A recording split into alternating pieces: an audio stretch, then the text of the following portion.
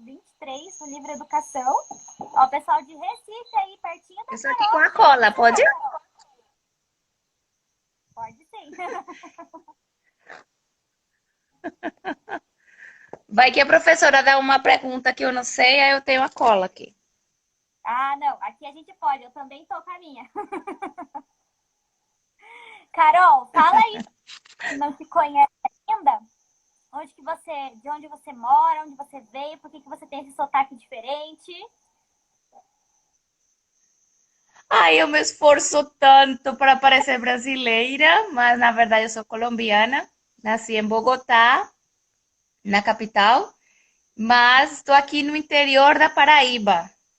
E eu descobri na cidade chamada Bananeiras, mas eu descobri ontem que Borborema, que é a cidade do lado, é a menor cidade da Paraíba. Então eu estou num lugar bem pequititinho mesmo, mas muito gostoso, muita banana. Que legal, eu já fui lá na casa da Carol, lá já conheci a casa deles. É muito gostoso mesmo, uma cidade bem gostosa mesmo, a gente gostou. Bom, então, antes da gente começar aqui o nosso tema, a gente vai fazer uma oração para pedir que Deus esteja aqui com a gente, né, nessa live, nessa reunião aqui, e que a gente possa Amém. sair daqui melhor do que chegamos. Eu vou fazer então, tá bom? Amém. Senhor Deus, neste momento aqui que estamos em mais uma live para conversarmos a respeito da tua educação, pedimos a tua presença para que o Senhor nos ilumine e nos guie. E nos ensine também, Senhor, a enxergar as coisas como o Senhor vê, como o Senhor deseja que enxerguemos também para ensinar nossos filhos no caminho que leva ao céu. Em nome de Jesus, amém. Amém.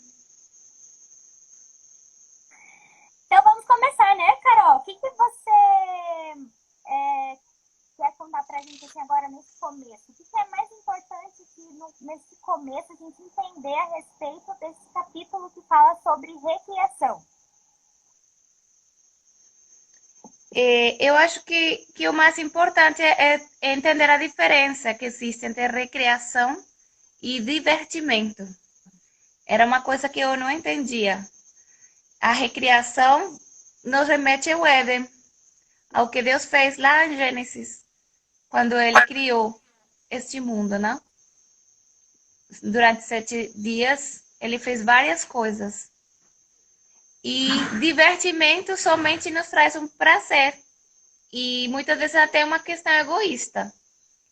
Então, quando a gente fala de educação e recriação com nossos filhos, a gente tem que sempre pensar intencionalmente em construir alguma coisa boa para eles. Que aquilo que está sendo feito tenha alguma coisa de cunho moral. Nem sempre a gente planeja tudo dentro de uma recriação. Mas com certeza o Espírito Santo vai dar esses lances de você aproveitar aqueles momentos para você trazer a palavra de Deus para o coração das crianças. Sim, isso que você falou, Carol, é bem importante mesmo, porque a primeira coisa que aqui Ellen White apresenta pra gente aqui no capítulo é a diferença e também da onde vem a palavra recriação, né? Vem de recriar, ou seja, ela deve servir para um refrigério, para restabelecer, reconstituir, né, as nossas energias, diferente do divertimento que ela apresenta ali, né? Que nos gasta, nos tira o sono. Sim, porque o divertimento, ele tá ligado com o prazer, né? E o prazer, geralmente, a gente vai querer mais, mais, mais e mais, vai levar ao excesso. O excesso desse prazer vai tirar nossas energias e vai deixar a gente inútil, né? Sem vontade de fazer as coisas.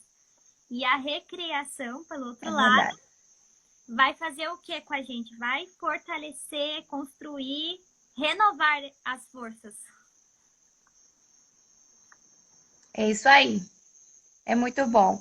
Eu tenho experimentado isso aqui com as crianças e eu até pensei, acho que a live deveria ser com elas, porque o contato com a natureza, que é o palco onde essa recriação deve ser feita, para elas é um ambiente muito feliz.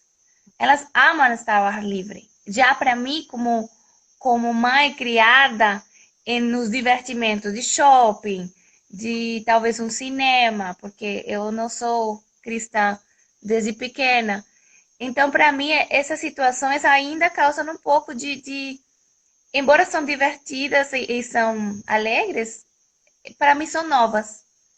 E elas se adaptam de uma forma tão natural, porque já cresceram com isso. Então é bem interessante isso, assim, de ver como elas se recriam com a natureza.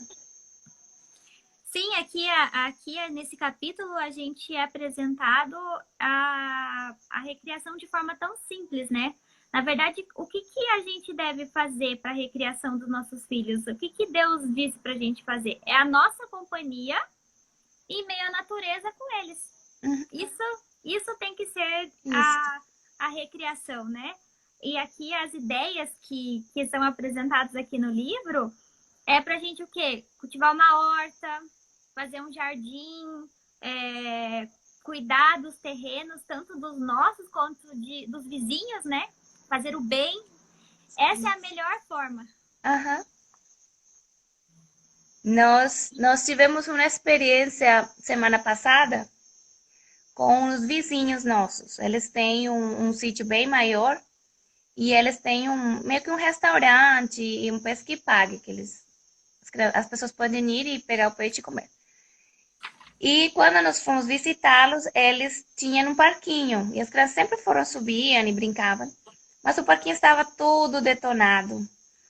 E aí nós falamos com eles, olha, antes da reabertura, que eles iam fazer agora, no domingo retrasado, nós podemos vir para ajudar a pintar o parquinho.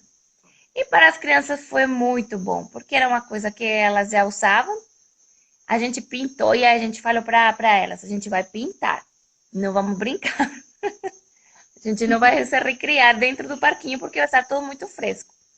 Mas para a alegria delas, depois de que elas pintaram tudo o parquinho, os donos do sítio permitiram que elas entrassem na piscina, que estava fechada.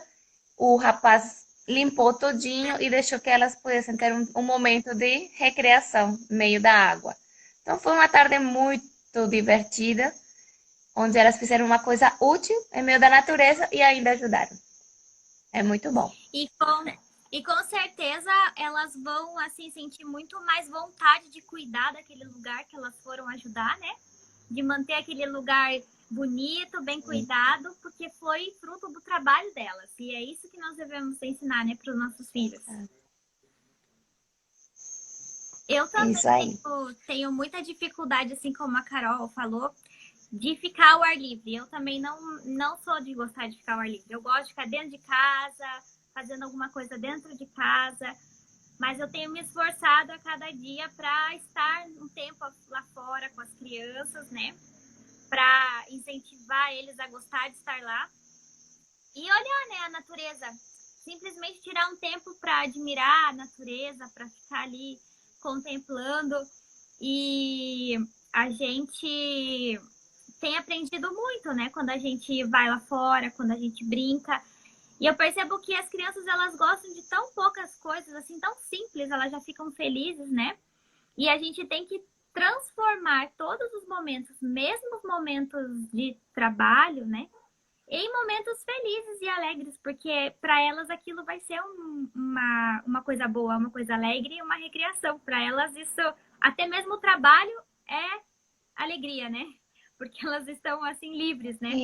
Para tudo. Eu acho que isso é uma coisa importante que tu falaste no início, de que a recreação tem que nos levar a fazer algo útil. Tem que ter um objetivo, não podemos ficar só ao leu. Essa é a diferença entre recreação e diversão também. A diversão você pode gastar dinheiro, tempo, sua saúde e no final não tem nada. Na recreação não, você aprende coisas, você fica forte, como tu falaste, e você pode até ganhar, não fazer o bem para outras pessoas também. Eu acho isso bem importante quando a gente sai para a natureza com elas. E, E Carol, uma coisa aqui que eu tinha lido. pode falar. Não, pode perguntar, e depois eu vejo aqui que me perdi. É, Você tem alguma, assim, ideia de como transformar o trabalho, assim, não tão legal, trabalho, digamos um exemplo, trabalho doméstico, em um momento feliz para as crianças, assim, como eu, como mãe, posso me comportar ou posso agir para transformar esse momento, um momento agradável? Você tem alguma sugestão? Eu acho que primeiro tem que se tornar agradável para nós, como mães.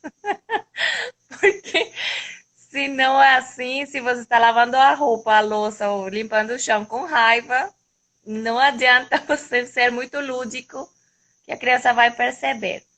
O que nós tentamos aqui em casa é fazer rodízio de atividades. Eu vejo que as crianças se cansam se, tipo, ela fica só lavando a louça a semana toda. Elas gostam de mudar de atividade. Isso faz bem para elas. E, normalmente eu faço um horário semanal e elas já sabem o que vai acontecer durante essa semana. Isso é uma coisa boa para os que já são mais maiorzinhos, porque eles ficam um pouquinho, não sei se é angustiados a palavra, mas eles gostam de saber o que vai acontecer. Então, isso de alguma forma dá segurança, se a gente se organiza, ter uma rotina, e nem que seja uma semana só. E isso tem funcionado aqui em casa. A outra coisa é fazer junto. É uma coisa que eu não fazia no início. Tenho muitas crianças, mas não tinha como acompanhá-las a todas. Mas Rander sempre insistia, Carol, vai junto, dá uma olhada na atividade, elogia, melhora, dá um cafuné. Ele é mais assim, de entrar na brincadeira enquanto ela está lavando a louça. E isso funciona, fazer de isso uma coisa bem tranquila. Ah, eu tenho aprendido uma coisa, Elaine, é que o objetivo não é somente fazer a atividade, mas o que essa atividade pode estar fazendo no coração da criança, para que isso se torne também prazeroso. Isso é muito importante, que eles realmente gostem da sua casa, está varrendo porque você tem um lar, você está arrumando a cama porque você tem uma cama, você lava um prato porque você comeu. Então, isso é importante que eles vejam que são abençoados por terem que limpar, às vezes. Sim, isso que você falou, que o Rander muitas vezes pede. Para quem não conhece a Carol, o Rander é o esposo dela e ela tem quantas crianças mesmo, Carol? Já perdi as contas. 5 meninas e 2 cachorros agora. Nossa, então aumentou a família. 5 meninas, ela tem 5 meninas e 2 cachorros agora, né?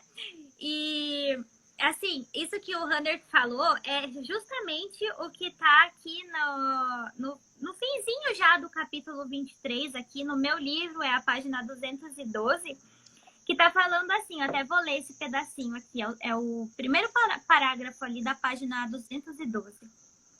Que o verdadeiro professor pode comunicar a seus discípulos poucos benefícios tão valiosos como o de sua própria companhia.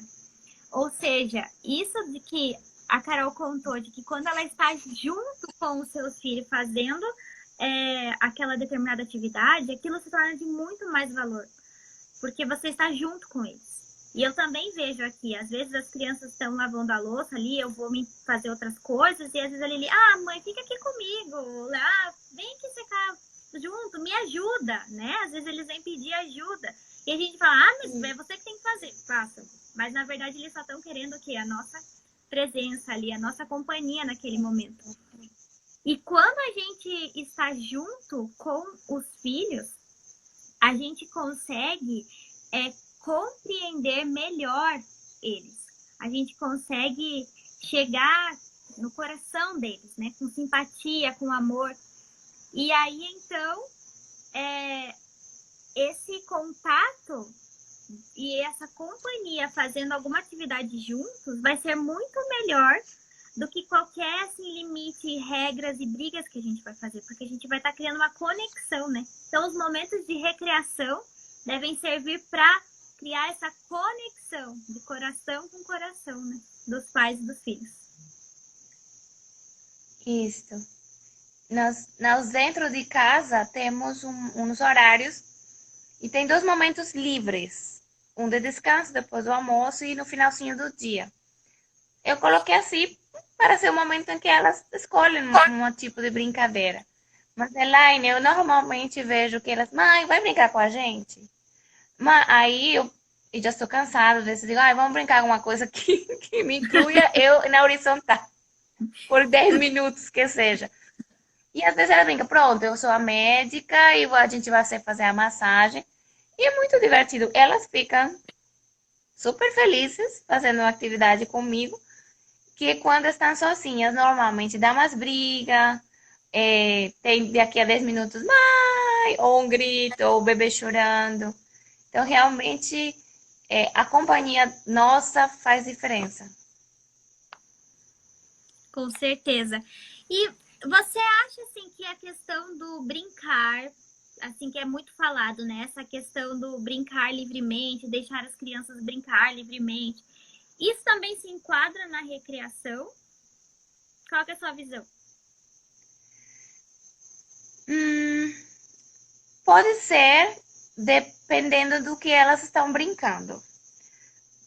Desde que eu me tornei cristã, nós sempre fizemos com grandes escolhas de brinquedos, literatura, que fosse tudo cumprindo Filipenses 4:8, não? Que fosse verdadeiro, bom.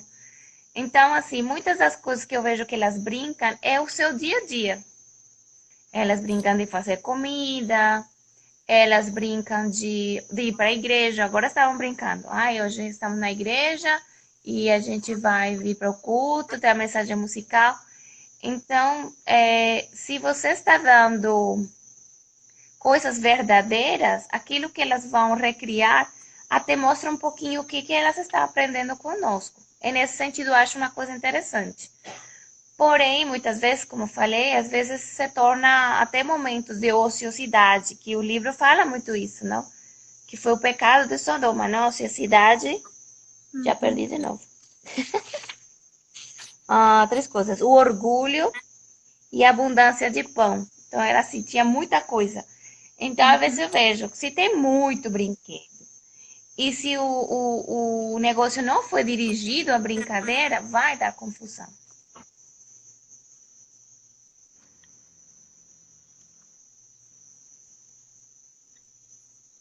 Eu também vejo Então, essa questão. eu acho que... Pode falar, Carol. Pode falar. Não, pode falar, tu Não, já terminei. É só essa questão realmente dos brinquedos. Aqui, Ellen White até recomenda, né? Que a gente dê brinquedos assim que representem o trabalho do dia a dia para as crianças, né? Ao invés de dar qualquer tipo de brinquedo, a gente deve dar, por exemplo, ferramentas, utensílios de cozinha, coisas que representem o dia a dia, para que elas brinquem de algo útil, né? Para que através da brincadeira elas aprendam o serviço e desejem, né, serem úteis. É isso aí. Foi o presente das gêmeas no ano passado. Elas queriam um kit de ferramentas da horta. Eu queria uma coisinha dessas para ciscar e pazinha. Mas a gente não quer de plástico, a gente quer uma forte, porque a gente quer realmente usar na horta, no dia a dia. E era um ciúme com esse joguinho, porque não queria emprestar, não queria que rabiscasse. Meu amor, vai pra terra, ele vai ficar sujo. Mas foi uma coisa que elas escolheram e eu achei bem interessante.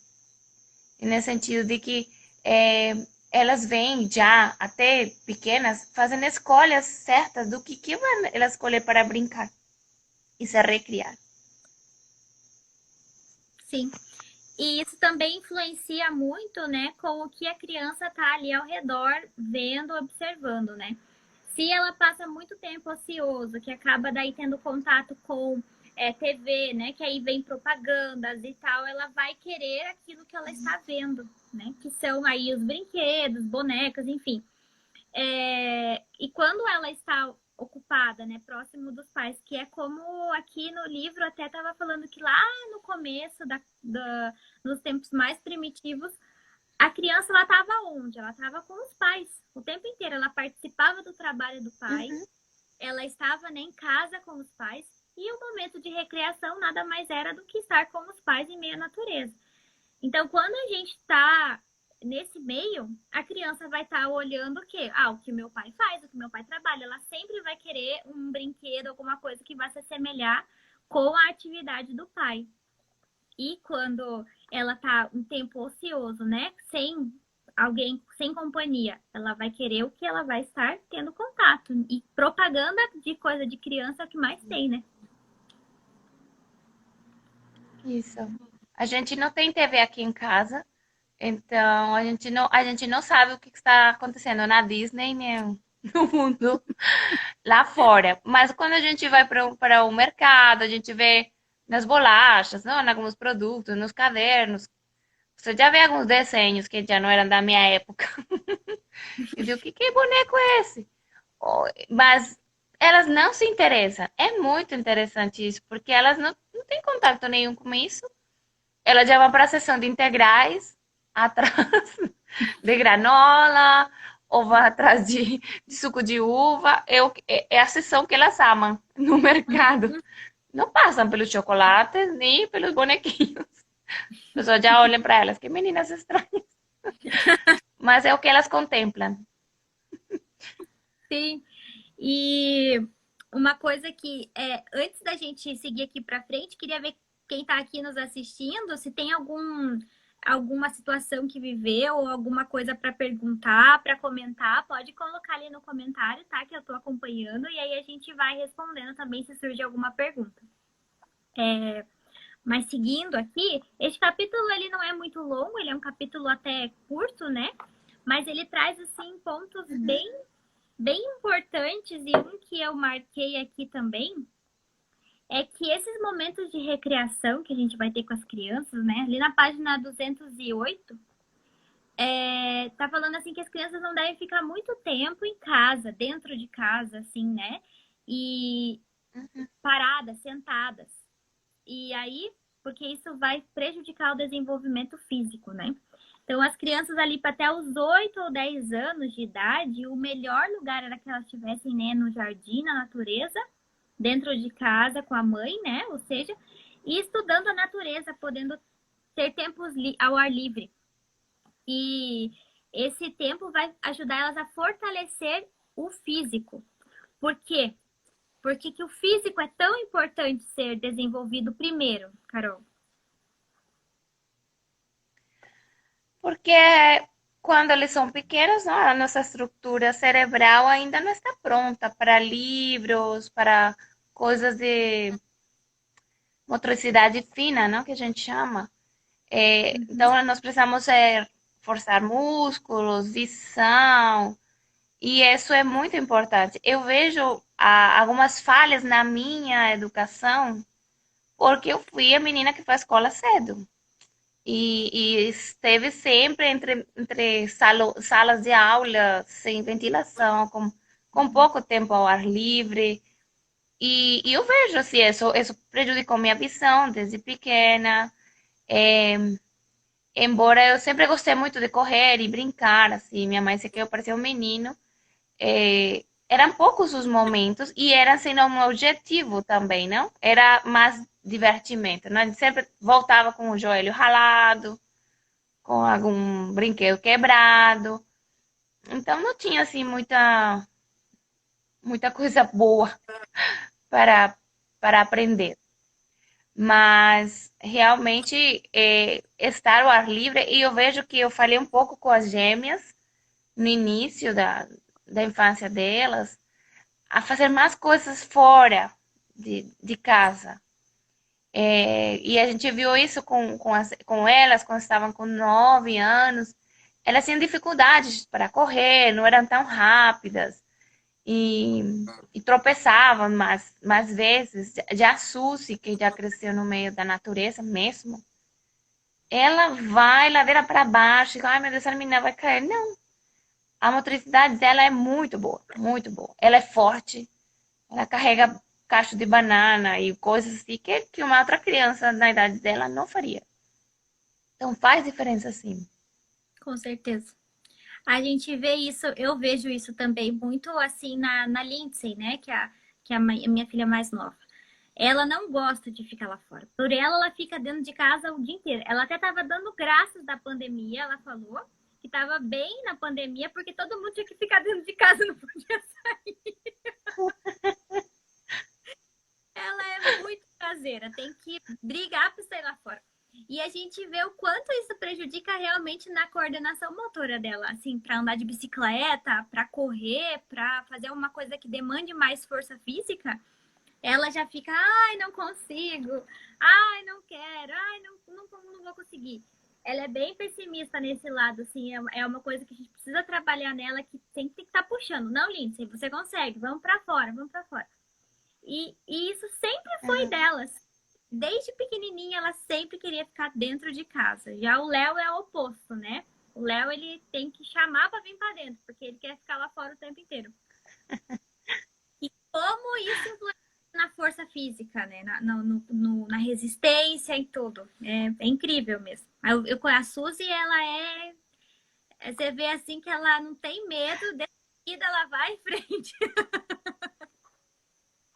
Não, ela não, ela é assim, é uma menina muito, muito diferente. E como tu falaste, eu acho isso muito importante dos primeiros anos. Nas crianças meninas, claro, é importante, mas nos meninos, como isso faz diferença? Porque eles precisam desenvolver essa força muscular. A constituição física deles é diferente.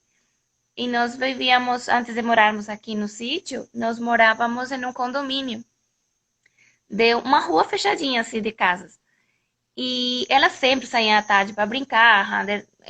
Era que movimentava a rua e chamava todas as crianças para fazer brincadeiras aí na rua. Mas tinha uma família de meninos que eles nunca saíam para brincar. E elas mesmas falavam, mãe, ele é tão branquinho, ele é tão magrinho, mas ele era o melhor aluno da escola. Ele, intelectualmente falando, ele era aquele que estudava tudo, levava as melhores notas, mas a sua constituição física você via que não apresentava uma criança saudável. Até para a nossa saúde, eu acho que é importante, não, de estar ao ar livre. Com certeza, porque a força física que a Ellen White fala aqui para nós, que ela fortalece, o físico fortalece o mental também. Né? É imprescindível que o nosso físico esteja bem desenvolvido para que o mental e também a nossa moral seja fortalecida, né? E o estudo excessivo, quando a gente fica muito tempo fechado nos livros, né? Só estudando, o nosso cérebro fica supercarregado, né? Precisa de muita corrente sanguínea aqui no cérebro e ele fica sobrecarregado. E aí, então, ele vai diminuir. Olha só que sério isso aqui que ela fala, né? Que vai diminuir o nosso poder do domínio próprio. E aí vai gerar impulso e mimo. E aí você vai ter uma criança impulsiva e caprichosa, ou seja, que só quer os seus próprios desejos, né? Fez por aí uma pergunta nos comentários, não sei se estou vendo aqui. Eu não sou muito boa de Instagram. Peraí, ó. Então Aí está perguntando por aí alguma coisa. A Paty falou que a Lili é melancólica e o Léo, né, que é o que gosta de lá fora, pode ser sanguíneo. Olha, eu tenho minhas dúvidas, sabe? Porque nessa questão, agora quando você conversa, temperamentos deles, assim, ó, são o oposto. O Léo super tranquilo e a Lindsay super agitada. Eu tô em dúvida ainda. Agora a Malu escreveu assim, ó, gostaria de saber como vocês lidam com a questão do homeschool não estar legalizado no Brasil. se seguem algum material de apoio de alguma escola, enfim. Bom, não é bem o tema, né, da nossa live, mas eu vou aproveitar aqui para responder essa pergunta. Essa questão, assim, de não estar legalizado no Brasil é uma questão aqui, na verdade, a gente precisa entender uma coisa. Ele não está regulamentado, na verdade, né? Na verdade, a gente não tem uma proibição. Pela Constituição, não é proibido fazer o homeschool. O que não existe, na verdade, na maioria, ainda não existe, na verdade, eu acho que em nenhum estado, é uma regulamentação. Mas já tem sido feitas conversas a respeito desse assunto. Tem muitos estados e cidades já se posicionando a favor do homeschooling. E aí, então, agora vão propor, né, projetos de lei para que isso seja regulamentado. Mas a gente, então, se apoia nessa questão de não ser inconstitucional, tá? Já tem respaldo jurídico, assim, já tem famílias que receberam permissão, né, que foram denunciadas, mas que no fim das contas receberam permissão para educar seus filhos em casa. E então eu posso sofrer uma denúncia, sim, mas não é por conta do homeschooling, tá? Por conta de homeschooling não tem como assim você ser tirar as crianças de você, alguma coisa nesse sentido, tá? Agora a questão de material de apoio. Olha, no meu caso, a Carol fala do caso dela. No meu caso, eu não uso material de escola, tá? Eu vou pegando materiais que a gente vai encontrando na internet, dicas de famílias, a gente mesmo cria nossos próprios, nossas próprias ideias e vamos juntando. Existem materiais feitos de famílias que já fazem homeschooling há mais tempo. E aí, então, fornecem esses materiais, né? Agora, se a Carol tiver alguma outra coisa que ela use, alguma outra dica? Pois é, eu estava tentando ver aqui na minha biblioteca. É o que eu te falei, desde que elas eram pequenas, nós conseguíamos livros, nada que fosse de uma escola. Mas nós gostávamos sempre de ir nas livrarias e ver promoções. Então, temos, por exemplo, este livro aqui, vou botar aqui a câmera. É um quebra-cabeças do corpo humano. Então, é bem legal. Então, tem os músculos. Então, é uma ajuda visual que a gente tem. Ainda não usamos, porque ele é cheio de peças aí. E eu tô com medo de que você perca. Mas a Suzy já ficou vendo algumas coisas aí. Mas estava querendo ver um muito legal que nós compramos na nossa igreja. Ele está em espanhol. Não vou achar agora, mas depois eu posso passar o nome.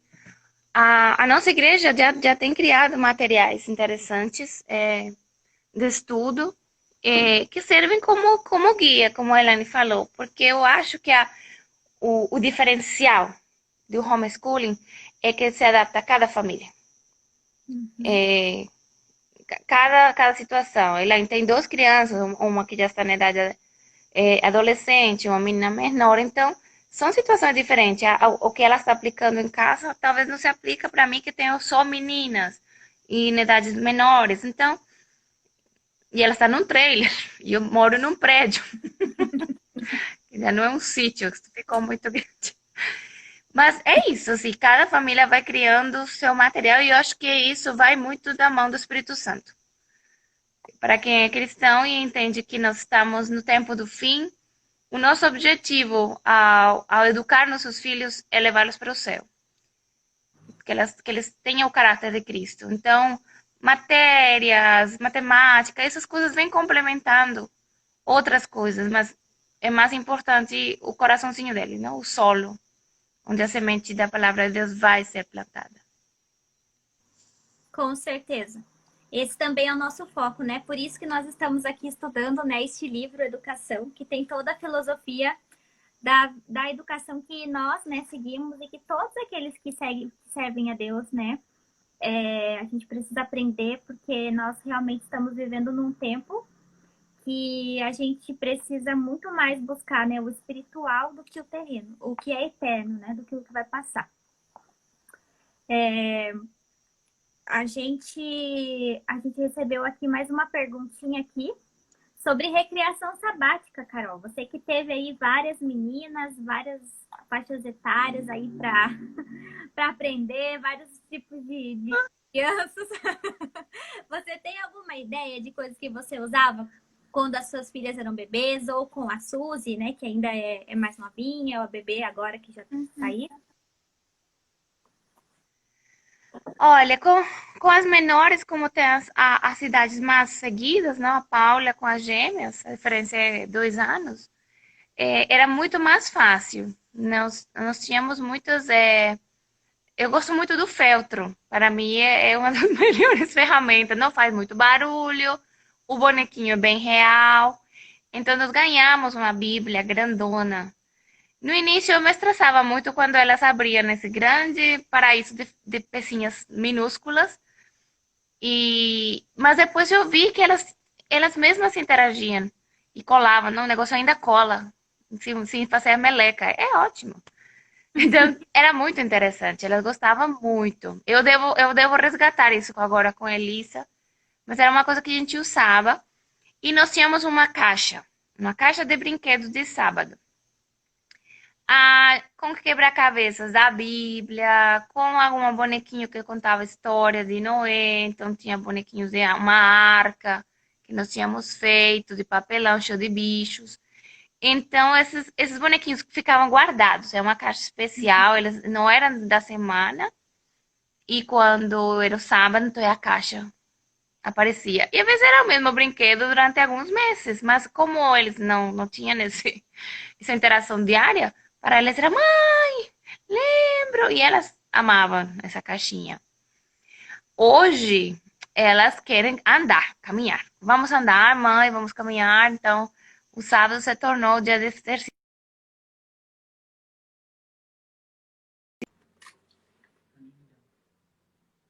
É um momento em que elas gostam de estar na natureza, porque às vezes nós estamos durante a semana trabalhando na natureza, que elas gostam, mas no sábado a gente pode andar. Aí visita um vizinho, vai na casa de um amigo para comer. Então, aconteceu. Sábado retrasado, nosso carro quebrou, fazendo carona para um vizinho que morava 1,5 km. E eram 4 da tarde. E eu falei para a Hannah, vamos voltar caminhando. É o melhor antes de que fique escuro. Pois elas amaram. Disse, mãe, a gente sempre quis andar por este caminho, mas sempre vinhamos de carro. E hoje quebrou e estamos andando, vendo a vaca, não sei o quê. Foi muito bom.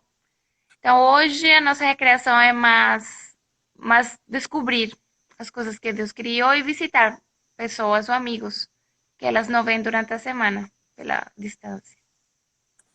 Sim, eu também usei muito essa questão aí de ter uma caixa especial de sábado, quando as crianças eram pequenas. Eu fazia uma caixinha, né? Ou os feltros mesmo. Eles gostavam, a Lili principalmente, né? Gostou bastante. A gente fazia. Eu fazia às vezes bonequinhos assim, de rolinho de papel higiênico ou alguma coisa assim, bem simples e barata, porque as crianças elas gostam, né, de coisas simples. Às vezes um livrinho diferente, uma história, quando a criança já gosta, né, de sentar para ficar ali ouvindo a história. E cantava muitas musiquinhas no sábado, assim. Nossa, cantava várias musiquinhas, assim. A gente ia cantando e contando a história e cantando. E isso eles gostam bastante, né? As crianças pequenas. E eu acho que o melhor presente mesmo que pode dar para a criança, mesmo pequenininha, em todas as idades, é ter a família toda junta nesse dia, né? Muitas vezes o pai não pode estar presente durante a semana, mas no sábado, que é um dia especial, um dia que a gente então tá voltado aos prazeres, tirar um tempo para que o pai, a mãe e a criança tenham esse momento em família, né? Todos juntos. Eles ficam muito felizes. Eu acho que isso é o que mais, assim, eles vão gostar, né? De ter neste dia especial. E agora que as crianças estão maiores já, né?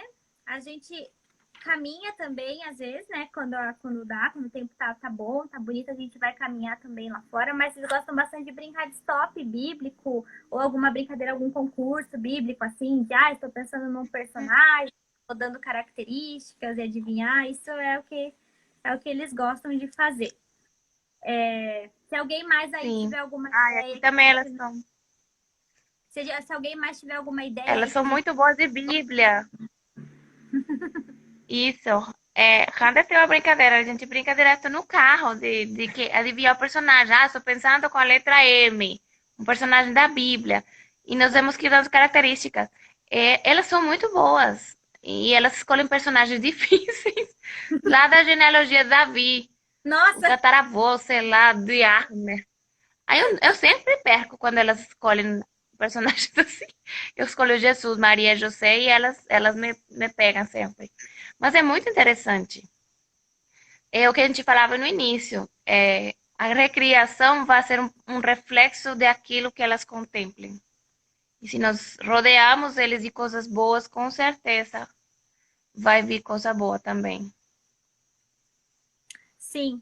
E a recriação, que né, tá tudo voltado ali, então, a questão de recuperar as energias, né? De fortalecer, de proporcionar mais força para a mente, força moral, né? Para suportar tentações, para suportar as lidas Uhum. diárias. Ela vai servir como uma proteção contra o mal, né? Ali no finzinho do capítulo ali, ela deixa, né, um recadinho, então, de que como salvaguarda contra o mal, quando nós estamos com o nosso espírito voltado para o bem, nos preocupando, né, com o bem dos outros, então isso vai ser melhor do que qualquer barreira e disciplina imposta, porque nossa mente já vai estar ligada, né, com o bem, com o que é para os outros, não com o meu próprio desejo. Isso. Eu acho que isso é o mais importante no final, que a gente desde pequenos ensine eles a fazerem escolhas certas. Porque é certo, a gente fala muito isso para elas. Façam o que é certo porque é certo. E eu sempre falo, obedecer é fazer o que é certo mesmo quando o papai e mamãe não vêm. Então, nas recreações, no início, algumas coisas eram difíceis, até porque, como tu falaste, tem muitas influências que se a gente não policia, se não estamos perto com eles, você, é, querendo ou não, vai abrindo mão de algumas coisas. E as crianças são uma esponja. Impressionante. Eu perguntei para elas esta semana. Vocês já assistiram algum filme de desenho animado que eu não saiba? E elas, sim, mãe. A gente já viu a Procurando Dory e outra lá que eu não me lembro. Eu disse, quando que vocês assistiram? Aí falou, um dia que você saiu para fazer uma coisa lá no médico e não deixou na casa da vovó. Um dia. E eu disse, gente, e tem as imagens, fica nas imagens, fica algumas falas, porque a capacidade de memória, de retenção deles é muito alta. E a televisão já vem, não? Eu estudei nessa área de comunicação. Nós criamos, não? A velocidade de quadros, de imagens, a mudança de cores. Isso tudo é pensado, isso não é, por acaso. É tudo pensado para deixar a mente meio que em um estado de stand-by. Você desliga seu lóbulo frontal e tudo passa. Tudo passa. Você tira um filtro que nós temos como uma proteção moral e termina você achando que entre muita coisa. Quando você está com ele, semeando na natureza, Randa sempre fala, as árvores não mudam de cores, os animais não ficam todos para cima e para baixo, pulando, saltando, voando. Não. A natureza tem um ritmo muito mais devagar. E até isso influencia no caráter deles. Influencia muito, né? Porque na televisão é tudo muito rápido, tudo. E esse tipo de passatempo, digamos assim, né? Que é chamado de divertimento, né? É um divertimento que só vai gerar prazer porque você está sentado recebendo, não precisa fazer esforço nenhum. Mas no final, quando você termina, né, daquele momento ali que tá desligado, você tá pior que antes, muitas vezes, né? Você não tá restaurado, não tá revigorado, energia para fazer novas coisas. Você quer de novo ficar sentado esperando, vendo mais coisas. A Paty Exato. pediu para você escrever o que você falou sobre o cérebro. Da questão, Paty, é da questão de que a gente desliga o cérebro e aí ele fica só recebendo, tira o filtro? É sobre isso que você quer que ela fale de novo? Ah. A Vamos parte ver. B. Ok. É, ela vai responder? Ok. Acho que sim. Ah, o olho humano, ele está feito para nós vermos 24 imagens por segundo. É a rapidez, assim, é o mais rápido que o olho poderia acompanhar uma imagem. E mais ou menos até na minha época, quando eu estudei publicidade, as propagandas, os filmes, todos eram criados dentro dessa regra. Mas hoje em dia, nós vemos que isso acelerou. Às vezes, coloca muito mais imagens. E isso, de alguma forma, causa uma irritação no cérebro.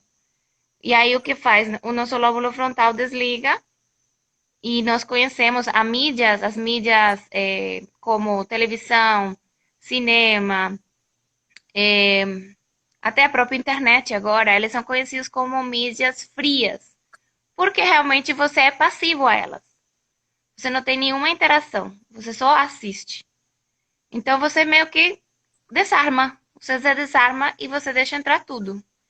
E eles vão colocar o que eles quiserem lá. E não acontecia isso com mídias quentes. Qual é uma mídia quente? Rádio, às vezes pode ser uma mídia quente, porque o esforço de ouvir já é diferente, você precisa ter atenção, uma atenção maior para ouvir uma revista, um jornal, porque você tem que parar, você vê uma imagem, você tem que ter uma leitura. Então, quando você tem esses contatos, você consegue meio que interagir com o objeto. Com a televisão, você não faz isso. Com os meios que têm imagens. Então, acontece isso. O cérebro realmente desliga. E nós estudamos muito, mas muito. Eu estudei desde minha carreira 2 anos. Psicologia do consumidor. Nós estudamos como entrar no cérebro para criar necessidades de consumo nas pessoas que não existem, na verdade. Então, é É isso. verdade. Isso aí é muito sério, né? A gente precisa estar bem atento ao que as crianças estão vendo, né? O que, que elas estão fazendo nestes momentos de descanso, nesses momentos, né, que deveriam servir para recriar, né, o nosso espírito realmente, para trazer energia e não gastar com coisas que vão consumir nossas energias. Eu acho que é a principal mensagem desse capítulo, né? A mensagem de que a gente precisa aproveitar cada minuto do nosso tempo para coisas que vão trazer um benefício para a gente. Para que a gente possa estar cada minuto pensando naquilo que é eterno. Participação O especial. Wander estava querendo aparecer, né? Não aguentou. Ele não aguentou. Eu me coçando para falar, que eu gosto de falar. Pode falar então, Wander. Dá um oi aí Não, pro diante pessoal. desse tema, eu sou o esposo da Carol, mais conhecido como o pai das meninas. Dia- Diante desse tema que você está falando aí, do que as crianças fazem nos tempos livres, né? O que a gente tem que estar atento para isso. Por que a gente tem que estar tão atento? Porque vocês estavam falando, a gente precisa preparar os filhos para que eles tenham um caráter semelhante ao caráter de Jesus. Quando a gente vai voltar, porque o caráter é que determina o nosso destino. No final das contas é isso. Se a gente vai voltando no tempo, nesse processo, como se forma o caráter então?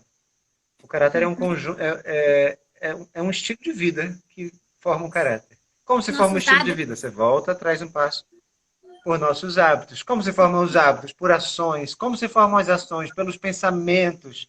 Então a questão é como se formam os pensamentos. Uhum. Às vezes a gente não para pensar nisso. Então quando uma criança faz uma coisa errada, você não pode bater na sua irmã. Você está corrigindo uma ação, né? Ou talvez até um hábito, que ela se acostumou a morder a irmã, a bater na irmã. Você está corrigindo só um hábito. Mas a questão é mais profunda. Por que ela está pensando em morder a irmã, em bater a irmã, etc. E os hábitos, as ações geralmente, os pensamentos geralmente se informam pelas entradas da alma.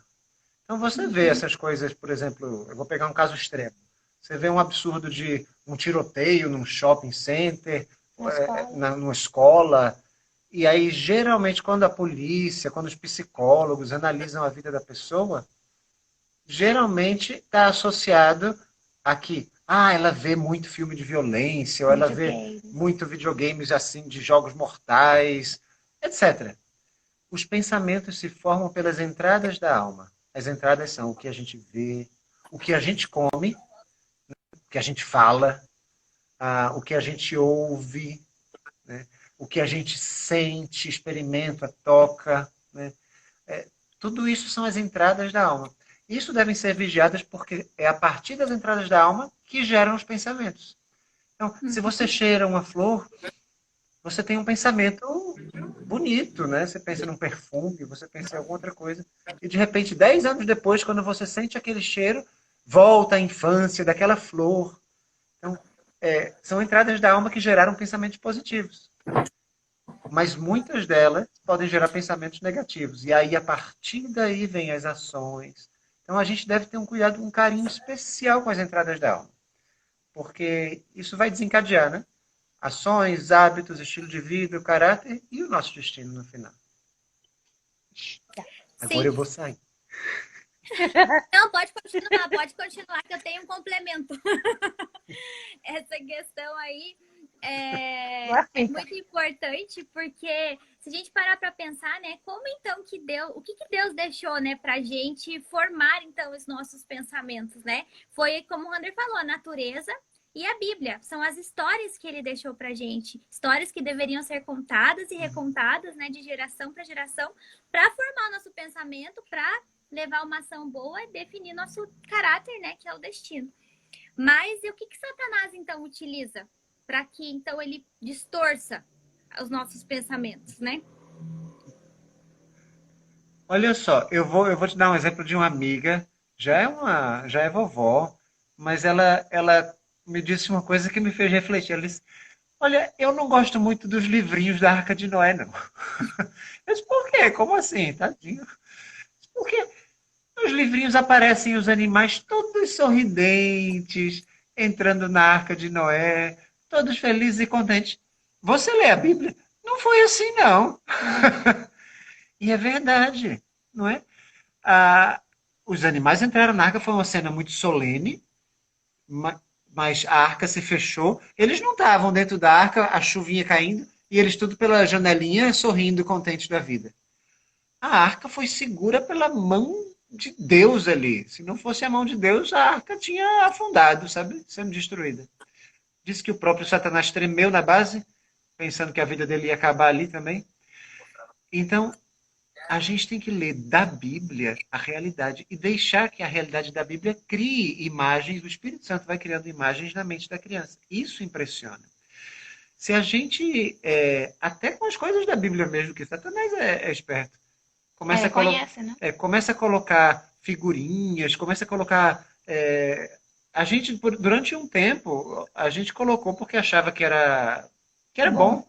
Investimos, compramos DVDs com as histórias da Bíblia para que as crianças assistissem. E muita coisa elas aprenderam, sim. Mas muitas imagens erradas ficaram.